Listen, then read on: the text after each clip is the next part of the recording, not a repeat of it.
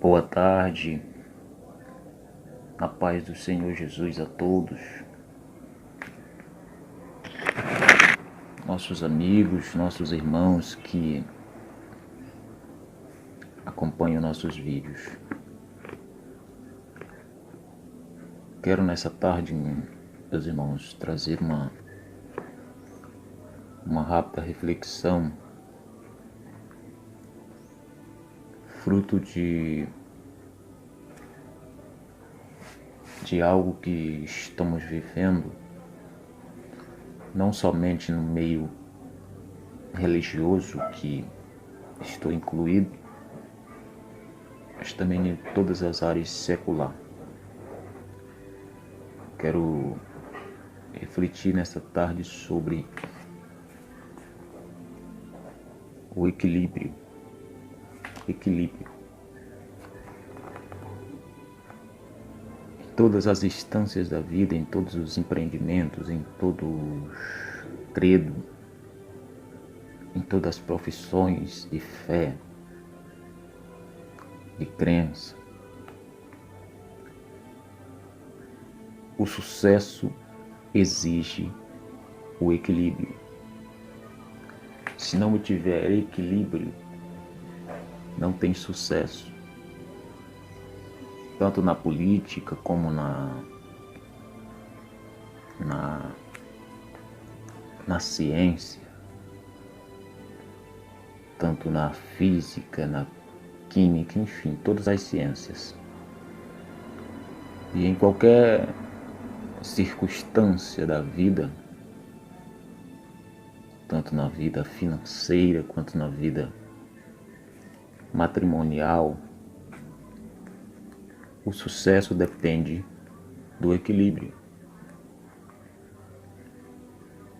E isso é um dos pontos que se parte para ter uma compreensão exata do que eu quero falar nessa tarde. Quero falar a respeito da vida da igreja. E nada melhor para falar a respeito da vida da igreja do que usar um texto que está em Apocalipse 3. Ao anjo da igreja que está em Sardes escreve: isto diz o que tem os 7 Espíritos de Deus e as 7 estrelas. Eu sei as tuas obras, que tem nome de que vives e estás morto. Sê vigilante e confirma o restante que estava para morrer, porque não achei as tuas obras perfeitas diante de Deus. Lembra-te, pois, do que tens recebido e ouvido, e guarda-o, e arrepende-te. E se não vigiares, virei sobre ti como um ladrão, e não saberás a que hora sobre ti virei. Pois bem, meus irmãos, como estamos falando a respeito da Bíblia, da Palavra de Deus, em toda a história bíblica, percebe nitidamente o equilíbrio. Nós vemos na idade veterotestamentária ou no Antigo Testamento, Deus sempre querendo o equilíbrio. Deus prometia bênçãos para o seu povo, livro de Deuteronômios. Deus fala: se ouvires atentamente a voz do Senhor teu Deus e guardares todos os seus mandamentos, todas essas bênçãos virão sobre ti e te alcançarão. Ou seja, Deus promete bênção. Mas essas bênçãos, elas eram derivadas da obediência e da observância dos mandamentos. Então, quando se vive a condição imposta pelo Senhor de obedecer os seus mandamentos e de ouvir a sua palavra, essa obediência e essa observação, ela é como um imã que atrai as bênçãos, diz a palavra. As bênçãos virão sobre ti, né? Deus não está dizendo, se vocês obedecer, pode correr atrás da bênção. Não, as bênçãos virão. Então a obediência, ela atrai as bênçãos de Deus. Uma não pode viver em detrimento de outra, né? Tem que se compatibilizar. No Novo Testamento nós vemos Jesus também dando ênfase a este assunto. Certo dia chegaram para prová-lo. Jesus, os fariseus, chegam e, mestre, é lícito pagar imposto a César, né? Querendo formar atrito entre a opinião de Jesus, que supostamente eles pensavam que Jesus teria alguma opinião que ia de encontro aos princípios do império que predominava. É lícito pagar tributo a César? Aí Jesus mais uma vez diz, dai a César o que é de César e dai a Deus o que é de Deus, né? Uma vez que nós somos cidadãos do céu, mas estamos na terra, temos que cumprir com as nossas obrigações na terra. Mas uma vez também que não somos só da terra, somos só do céu, temos que cumprir com as nossas obrigações do céu. Então qualquer desnível nisso aqui não está de acordo com a palavra de Deus. Por fim, para concluir, para não ficar o vídeo muito grande, nós vemos aqui a repreensão de Cristo a uma das 7 igrejas da Ásia. A igreja de Sardes. Era uma igreja que Jesus caracteriza que trabalhava, fazia a obra, né? Fazia a obra, ou seja, falando de material. Fazia a obra, mas era uma igreja que não tinha vida espiritual. Possivelmente, esta vida desapareceu por algum momento. Igreja não nasce morto. Igreja que produz, ela não nasceu morta. Esta morte é proveniente de alguma atitude, né? De alguma coisa, esse desequilíbrio. Tem obra, tem nomes de que vive, mas está morta. Então, em algum momento, aconteceu na vida dessa igreja que ela deixou de priorizar esta vida e esta vida foi caindo em declínio. Voltaram a sua prioridade apenas para as obras, apenas para aquilo que podia ser visto, para aquilo que podia ser tocado, palpável e aplaudido. Mas o interessante é que Deus, ele diz, arrepende-te, né? Arrepende-te. Porque ele é misericordioso, ele é perdoador. Todos nós temos esta propensão, esta tendência a errar. Mas Deus, ele sempre está disposto a nos perdoar. Paulo escreve aos Coríntios e Paulo disse, porque se a nossa esperança for apenas para esta vida, sou o mais miserável de todos os homens. Ou seja, a vida do homem não consiste apenas, né, na imanência. A vida humana não consiste apenas no natural. Ela existe também na transcendência. E não é de se admirar que estamos vivendo nos dias que exatamente Jesus disse que nos dias que precederiam a sua vinda, ele comparou como os dias de Noé. Que os homens bebiam, comiam, casavam, se davam-se em casamento, até limite, o dia em que Noé entrou na arca e a porta foi fechada. Ou seja, Jesus está dizendo que os homens estão totalmente ligados somente no naturalismo, somente naquilo que é natural, somente naquilo que faz parte do convívio social, mas não tem nenhuma ligação com aquilo que é sobrenatural. Então estamos vivendo nesses dias, meus irmãos, estamos vendo o declínio literalmente. É doído dizer isso. Estamos vendo o declínio no nosso meio. Eu que sou cristão, sou discípulo e servo de Jesus Cristo, estamos vendo o declínio espiritual no meio das igrejas.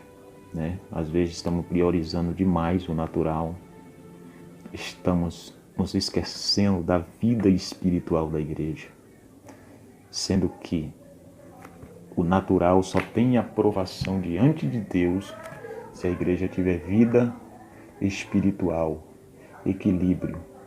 Se a igreja tiver natural obras e não tiver vida espiritual, essas obras não têm aprovação diante de Deus.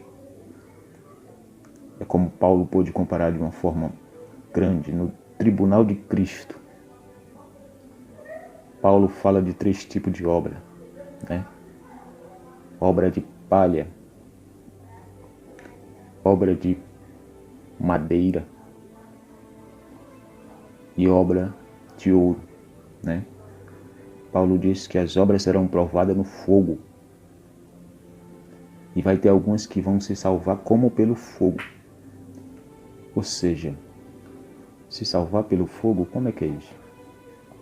Quando se tem um incêndio num local e tem vítimas dentro do ambiente, do recinto fechado, a primeira recomendação dos bombeiros: tira toda a roupa do corpo, para que porventura a chama venha atingir, não venha causar queimaduras de 2º ou 3º grau, porque se pegar na roupa e colar na pele, o problema agrava as queimaduras. Então a primeira recomendação é: tira toda a roupa para poder passar pelo fogo. O que Paulo estava dizendo, vai ter gente que vai se salvar, que ainda vai se salvar, sim se salvar, mas não vai ter recompensa, né? Porque suas obras vão ser todas queimadas, vão passar sem nada, de mãos vazias. Porque as obras de palha, de madeira e de feno vão virar cinza. Mas as obras de ouro, somente essas obras de ouro permanecerão. Então, meus irmãos, um conselho: eu não faço nada, o que eu considero que eu faço muito pouco por reino de Deus. Muito pouco. Não me ufano de momento algum dizer que sou um grande contribuinte do reino, porque seria hipocrisia da minha parte. Mas o pouquinho que eu faço, eu procuro fazer com zelo, com dedicação, e o meu zelo maior é pela palavra. Meu posicionamento eu defendo na palavra. Se eu me posicionar a algum momento e esse posicionamento ir de encontro a alguns interpretar de forma errada, eu não quero que me julgue. Julgue a palavra, porque a Bíblia diz que nós mesmos seremos julgados pela palavra. Então o meu zelo maior é pela palavra, pelos princípios do reino, mesmo que esses vá em detrimento à minha reputação, né? A minha reputação diante daqueles que podem gerar expectativa e a gente pode frustrá-los. Mais uma vez que eu entendo que estamos sob um padrão e este padrão não está conforme a palavra de Deus, eu não tenho obrigação como guardião, como zeloso da palavra, estar debaixo. Eu me posiciono e procuro mostrar, né? Com isso eu não quero apontar o dedo, não quero julgar, só quero dizer que todos nós estamos propensos a isso. Mas ainda é tempo de nós voltarmos, mesmo fazendo pouco, mas esse pouco convida para que Deus venha se agradar de nós. Eu venho aqui dizer a todos que o meu desejo é que a obra do Senhor cresça de uma forma grandiosa, mas que cresça com vida, porque a igreja sem vida não tem nenhum poder de enfrentar o mundo espiritual, porque a nossa luta não é contra carne nem sangue, mas é contra as hostes espirituais da maldade. E só existe um acesso que nos dá legalidade a adentrarmos o arsenal de Cristo e nos munir de todas as armaduras do reino. É a vida espiritual diante de Deus. Essa é a prioridade no nosso meio. E o que mata a vida espiritual da igreja? Primeiro, pecado. Pecado mata a vida espiritual da igreja. Contenda, desunião, discórdia são coisas que matam a vida espiritual da igreja, né? Pecado maltratado, que a Bíblia diz que Deus, ele é justiça. O salmista diz, porque a base do seu trono é justiça e juízo. Ou seja, tem três coisas que não se separam. É pecado, que é inflação, é algo errado. Aí vem a justiça. Onde tem coisa errada, a injustiça, tem que ter justiça. E depois vem o juízo. Essas três funções o Espírito veio desenvolver na terra. A Bíblia diz que o Espírito viria e convenceria o homem do pecado, da justiça e do juízo. Então essas três coisas não se separam. Não se separam. Aonde tem pecado, tem que ter justiça, porque se tiver pecado e não tiver justiça, o pecado não é punido, ele passa como ileso. Transparece que é algo bom, né? Porque o pecado em si é muito bom. Alguém concorda comigo que é ruim pecar? Não, é muito bom pecar. Mas todo pecado, ele tem o seu lado ruim. Só é identificado pela justiça. Qual é o lado ruim do pecado? É a punição, né? É a punição do pecado, e essa só vem pela justiça. Então, quando se peca conscientemente, este pecado não atrai uma punição, a igreja começa a ir em decadência. E todo pecado, ele tem que entender que também tem um juízo. Que um dia o juízo de Deus recairá sobre todo, mesmo que passe, não tenha consciência da justiça, né? De um lado cresça pecado, sem ser infligido pela justiça, mas ele tem que saber que um dia o juízo de Deus recairá. E é isso que eu estou querendo passar nesta noite. Mesmo se estamos vivendo algo que às vezes pareça ofuscado das visões humanas, mas nunca se esqueça, um dia o juízo de Deus recairá e nenhum de nós seremos inocentes diante daquele que tudo vê, nosso Senhor e Salvador, Jesus Cristo, que hoje ele é advogado. Errou, temos um advogado, mas não reconheceu que ele é nosso advogado de justiça. Um dia ele será juiz. Que a graça de Deus nos abençoe e nos alcance todas as manhãs a sua misericórdia.